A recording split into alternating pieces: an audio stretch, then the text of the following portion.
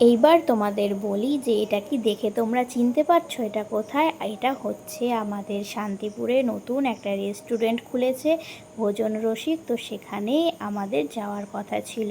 প্রথমেই ঢুকতাম সামনে যখন জলেশ্বর মন্দির রয়েছেই তখন, তাই ওই মন্দিরটা ঘুরে এসে তারপরে আমরা এখানে এসে ভেতরে ঢুকি।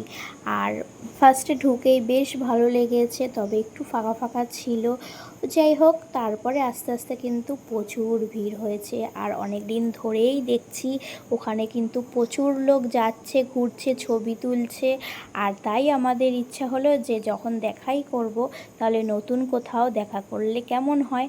আর তাই আমরা ওখানেই ঠিক করেছিলাম যে যাব। আর তারপরে বান্ধবীরা একসাথে হলে যা হয় আর কি, দুজনারই যদি মনের সাথে মিল না হয় না, তাহলে কিন্তু তার সাথে বান্ধবী করা যায় না বা বন্ধু করা যায় না।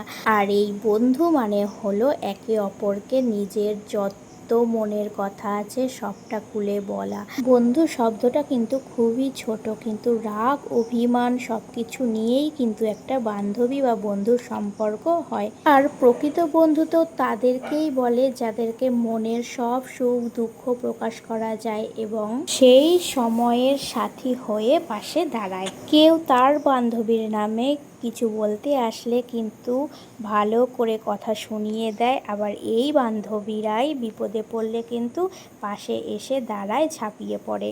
হাজার রাগ হোক বা কেউ বকা দিক, তাও কিন্তু মুখ গোমড়া হয় না। আর সারা জীবন এই একভাবে আনন্দ করে যায়।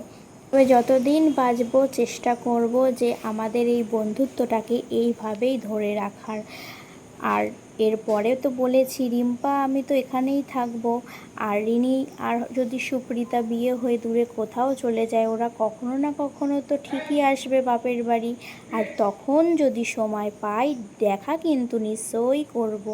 আর এই আমরা সবাই কিন্তু বলেই থাকি যে যে যতই ব্যস্ত হয়ে যাক না কেন আমরা কিন্তু দেখা করব।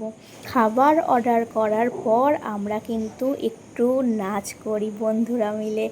আর আর্যর কীর্তিটা কি তোমরা খেয়াল করেছো? আমাদের এই কীর্তি দেখে আর্য কিন্তু বসে বসে দিব্যি হেসে চলেছে আর অবাক হয়ে দেখছে আমরা কি করছি।